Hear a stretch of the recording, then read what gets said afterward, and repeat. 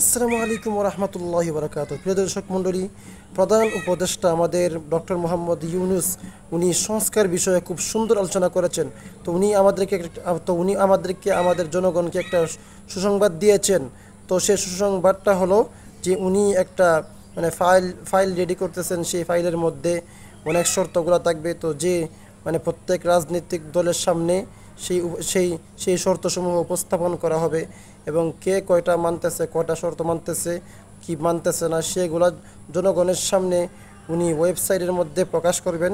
তো ওনার বক্তব্যটা শোনার জন্য আপনারা ভিডিওটা সম্পূর্ণ মনোযোগ দিয়ে ভিডিওটা দেখতে হবে। তো চলুন আমরা ওনার পক্ষ থেকে, ওনার মুখ থেকে আমরা শুনি যে উনি কিভাবে সংস্কার করতে চান।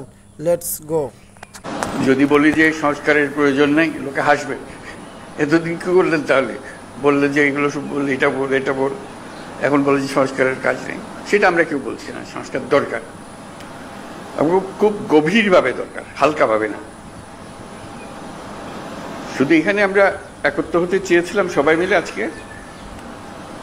প্রশ্ন উঠেছিল সবাইকে একত্র করলেন কেন? না হলে তো জনে জনে গ্রুপে গ্রুপে গিয়ে বলতে হতো আমাদের জন্য।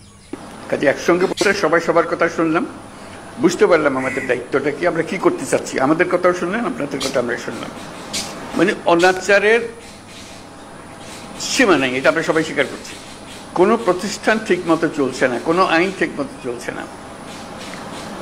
তো সংস্কার তো এটা নিয়েই কথা। আমরা এখানে দুর্নীতি সংস্কার কমিশন, উনি বলেছেন কি কি সংস্কার করতে হবে দুর্নীতি থেকে বাঁচার জন্য। এটা থেকে কে অমত করবে আমাদের বলেন? কেমনি আমরা অমত করবো? কোন বিষয়টাতে আমরা অমত করবো যেন এটা করা যাবে না, এটা দুর্নীতি এভাবে হোক, আমার কোনো আপত্তি নেই।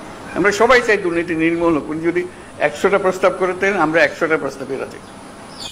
কে কথাটা আপনাদের মাধ্যমে আসতে চাচ্ছি এই জন্য যে আপনারাই দেশের রাজনৈতিক দল, আপনাদের দেশের রাজনৈতিক নেতৃবৃন্দ, আপনাদের কাছ থেকে আসলে কাজটা সহজ হয়ে যায়। আমরা একমত হয়ে গেছি এর মধ্যে।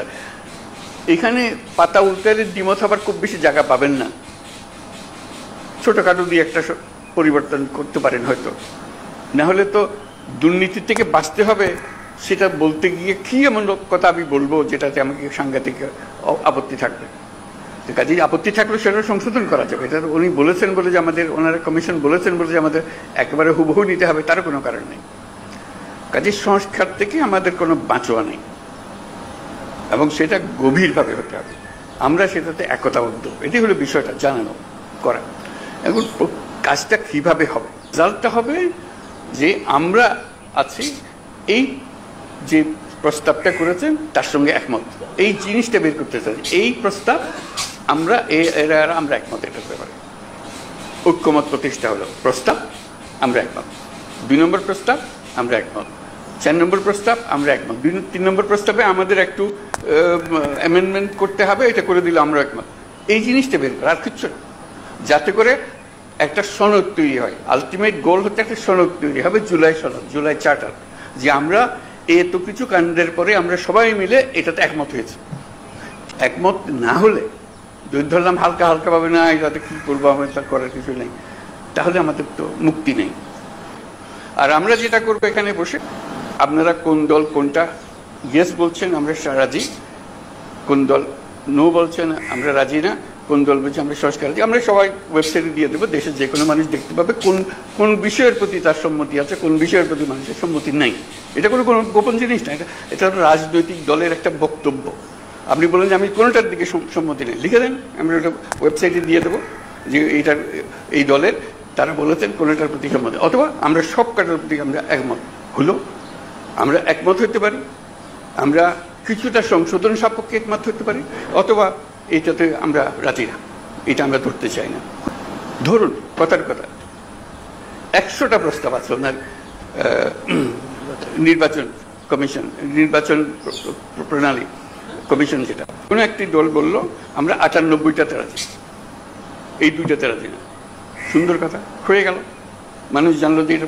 আর আরেকটা দল, কথার কথা আমি বানিয়ে বলছি এগুলো, একটা দল বলতে আমরা 2টাতে রাজি, বাকিটাতে রাজি না। লোক বলে কি নির্বাচনের সংস্কার হবে, 100টা প্রস্তাব আছে, মাত্র 2টাতে আর বাকি, এইটা কেন ওনারা রাজি হলেন না, এটা কেন ওনারা রাজি হলেন না? মানুষ যেন বুঝে দেখতে পায়, আমরা রেসপন্সিবল হই, যে হ্যাঁ আমাদের কাছে পরিষ্কার, এই তালিকাটা তৈরি করা। এবং সেটার জন্য আমাদের কাছে আসারও দরকার নেই। আপনি বইটা খুলে বা যেটা লিস্টি হবে লিস্টিটা খুলে শুধু দলের সবাইকে নিয়ে বসবেন, এটাতে আমরা একমত, এটাতে আমরা একমত, এটা একমত নই, এটা অ্যামেন্ডমেন্ট লাগবে, এটাতে মোটেই একমত নই। এই তালিকাটা আমাদের কাছে পাঠিয়ে দিলে হবে। আমরা যথারীতি এটা ওয়েবসাইটে দিয়ে দেবো। আমরা শহীদ স্বাক্ষর করা জিনিস আছে ওখানে। আমাদের আলটিমেট হলো ওই চার্টারটা তৈরি করা, সনদটা তৈরি করা। এই প্রস্তাবের পেছনে এতটি দল একমত, এই কথাটা বলা। এই প্রস্তাবের পেছনে সংশোধনী সপক্ষে একমত, এই প্রস্তাব এত দল মানে নাই।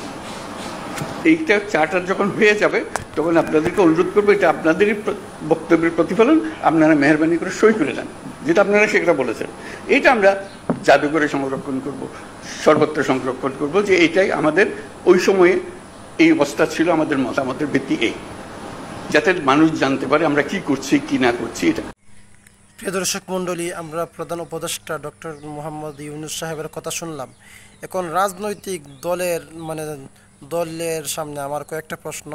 এক নম্বর প্রশ্ন হচ্ছে যে আপনারা কি ওনার সেই প্রস্তাবগুলো গ্রহণ করতে রাজি? উনি যে প্রস্তাবগুলো করবেন, উনি যে শর্তগুলো দিবেন, সেগুলো কি আপনারা করতে রাজি?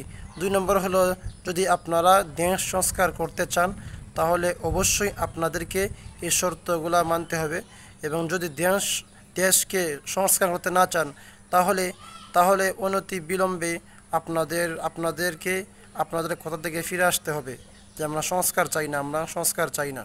যদি সংস্কার চাইতে চান, যদি জনগণকে আপনারা একটা সংস্কারমূলক দেশ উপহার দিতে চান, তাহলে অবশ্যই সংস্কারের প্রয়োজন আছে।